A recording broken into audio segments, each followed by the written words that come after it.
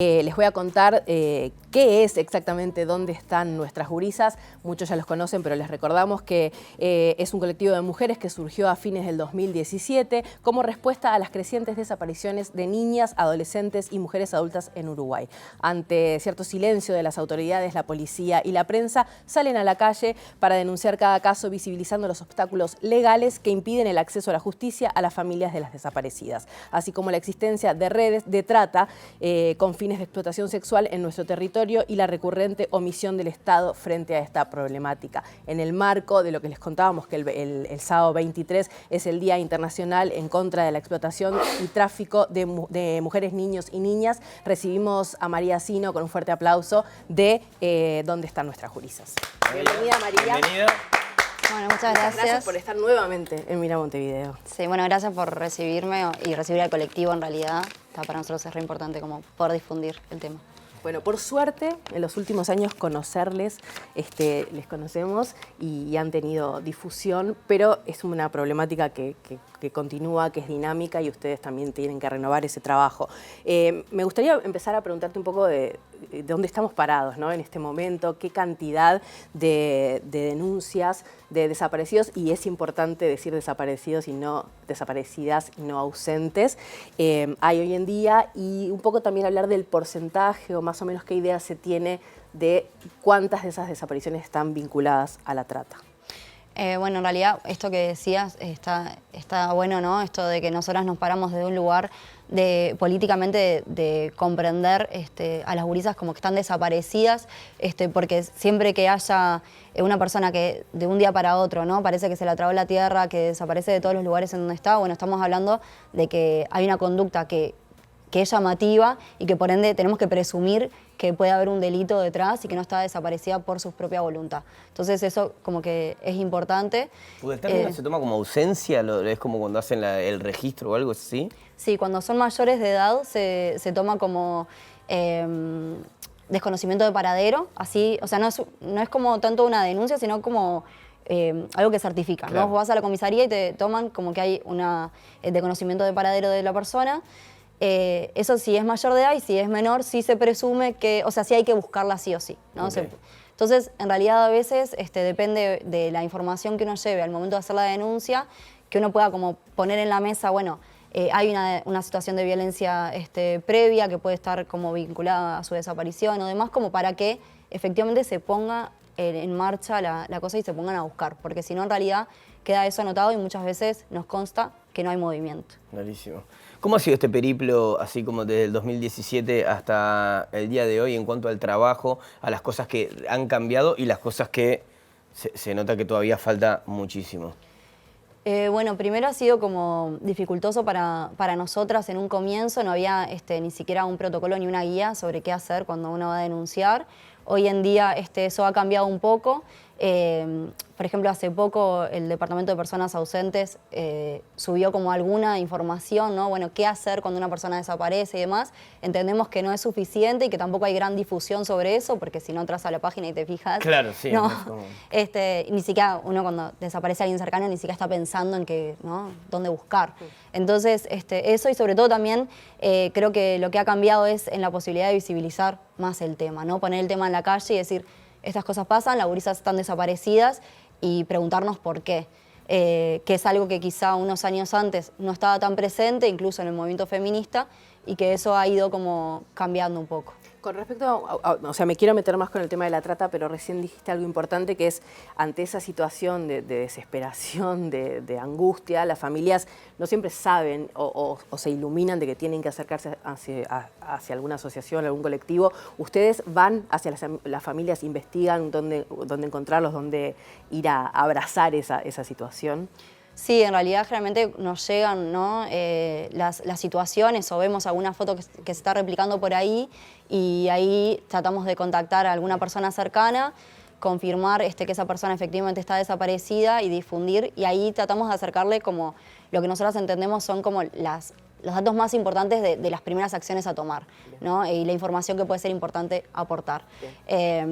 Después, cuánto podamos acompañar a veces depende de las posibilidades nuestras, incluso porque en realidad es un colectivo que es sostenido de forma autogestionada, claro. Activistas que Y también, bueno, de las familias, porque son momentos que son súper movilizadores, ¿no? Entonces es difícil que venga una persona desconocida y te diga, che, estoy acá, te acompaño a fiscalía. Siempre se recibe súper bien, pero también es como difícil y está bueno como eso tenerlo presente. ¿Qué elementos nos hablan, perdón, Pablito, qué elementos nos hablan de que una desaparición, un secuestro pueda estar vinculada a la trata o a explotación sexual? Bueno, eso es difícil como identificar indicios como a priori. Sí está bueno como esto que decías de hablar del secuestro, en realidad saber que muchas veces las desapariciones no son de esa manera, claro. ¿no? Cuando hablamos de trata no es que la camioneta blanca que llega te todo secuestra. una película, ¿no? Claro, y en realidad muchas veces se da como a través, la captación, se da como a través del enamoramiento, engaños y demás, entonces es mucho más difícil de reconocer. Claro. Sí, una cosa que nosotras como el hecho de que nosotras vinculemos el tema de las desapariciones con la explotación sexual tiene que ver con que en muchos casos, si bien no podemos decir, bueno, desapareció por esto, sí sabemos que muchas de las gurisas que están desaparecidas actualmente están en situación de explotación sexual y muchas veces también consumo problemático. Que son cosas que están ligadas, porque son situaciones que te dejan como mucho más vulnerable y que también para poder consumir o para el ablandamiento que se llama, acercan como las drogas y ese es como el enganche. Hay un periodo anterior en que en algunos casos pasa que desaparecen un tiempo corto y vuelven a aparecer y así muchas veces hasta que en algún momento la desaparición se hace permanente, que también, ¿no?, permite tener como cierta información y quizás algún no sé, esperanza de poder tener como alguna prevención acerca de esos casos. Sí, tal cual. Pero no todas las familias lo cuentan. Sí, eso tal cual, y que también aparte es como que se va de alguna manera normalizando una situación, ¿no? Cuando, bueno, desaparece, aparece, entonces ya la gente le quita importancia, y también capaz que se demora un poco más en hacer la denuncia y demás, y en realidad estamos hablando de que siempre que una persona está desaparecida hay algo que está pasando detrás, ¿no? Ojalá no sea nada y ojalá aparezca y bueno, y se haya olvidado de avisar que... Ojalá.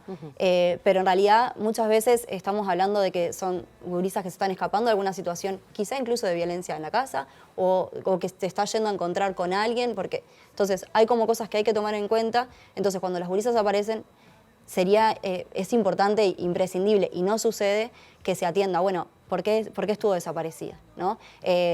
Incluso, por ejemplo, gurisas menores de edad aparecen, bueno, perfecto, se levanta la denuncia y no se pregunta más nada, ¿no? Estamos hablando de que el Estado ahí está súper omiso en las acciones que podría tener para prevenir eso, después una próxima desaparición. O sea, registrar información acerca del hallazgo, cuando sí se encuentran. Eso y trabajar sobre eso, ¿no? O sea, que haya equipos que puedan trabajar sobre eso. ¿Qué sucedió?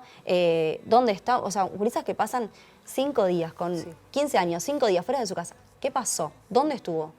¿Con 15 años? O sea, ¿cómo sobrevivís en la calle 5 días con 15? Hay algo ahí que tiene que prender alarmas y que no están... María, están mirando en este momento, ¿cuál crees que son las ideas erradas que tiene en el momento de hacer una denuncia, por ejemplo? Que nos hemos criado como con una cultura en que entendemos, capaz que a veces hasta como de las películas, que en el momento de actuar tomamos un camino que no es el adecuado. Y desconocimiento también. Sí, bueno, sí, siempre se parte del desconocimiento. Primero, se puede denunciar en cualquier lugar y siempre cuanto antes se haga la denuncia, mejor, porque hay más chances de que aparezca efectivamente, ¿no? O sea, eliminamos el mito de las 24 horas. Totalmente. Una puede denunciar una desaparición a los 5 minutos de constatar que la persona no está donde, ¿no? Entonces, o que hay algo ahí que llama la atención. Eso, para empezar, nosotras recomendamos ir a fiscalía, porque entendemos que a veces se ponen como a mover otras cosas, pero también reconocemos que si uno nos lleva como medianamente alguna información armada de por qué se puede presumir que hay un delito detrás y que la ausencia no es voluntaria, en fiscalía dicen esto no es para acá porque no es un delito penal. Entonces, nada, hay como algunas cosas ahí que creo que también como sociedad nos falta como poder entender, y también no solo al momento de registrar la denuncia, sino cuando las gurisas aparecen, poder salir, o sea, es un momento súper movilizador y hay que salir de esa situación de señalar y de preguntar dónde estaba, porque eso es una situación que es de la familia y que es de esa gurisa, y entonces nosotros como sociedad nos implica decir, qué suerte, y no meternos más. Porque si no, en realidad caemos ahí como en la revictimización, de preguntarle dónde estaba, en culpabilizar a la gurisa, culpabilizar a la familia, y es como un momento doloroso que termina siendo mucho peor. Y minar de prejuicios todo, ¿no? Sí, totalmente. Con respecto a este tema, ustedes en la página tienen una guía muy, muy bien redactada de consejos y datos y documentación y que hay que fijarse al firmar la denuncia, que les recomiendo que la miren porque es muy, muy útil y muy interesante. Nos gustaba también preguntarte, o sea, ¿cómo ves a los medios de comunicación? ¿Cómo nos ves? Porque estamos incluidos, manejando el tema. ¿Cuánto colaboramos? ¿Cuánto entorpecemos? Bueno, la verdad que lo que nosotros hace un tiempo hicimos una actividad que era cómo tratan los medios la trata y hablaba justamente de esto, ¿no? De poder problematizar cómo se pone el tema, cuándo se pone el tema, que rara vez se toca el tema de la trata, la explotación sexual y las desapariciones de gurisas. A veces se hace como de una manera que como errada y como con poco cuidado, ¿no? Poco responsable, diría yo, revictimizando a veces a las gurisas, partiendo de mitos y no como... Entonces, en realidad, la finalidad tiene que ser, entendemos nosotras, de prevención y de difundir justamente para poder combatir ese problema. Por ejemplo, cómo está presente el tema en los medios, nosotras lo que vemos es que hay algunos medios que lo toman más que otros, eso para empezar, pero que sobre todo está presente cuando está en el entorno del día D y que después en el resto del año es algo que claro, que aparece menos presente. Bien.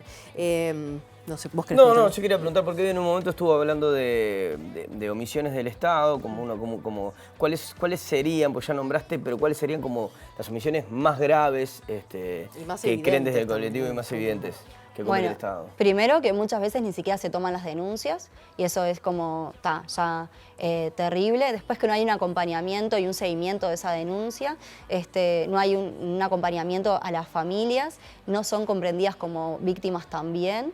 Hay además, bueno, a veces ni siquiera se investiga, ¿no? Y mandan a las familias a investigar.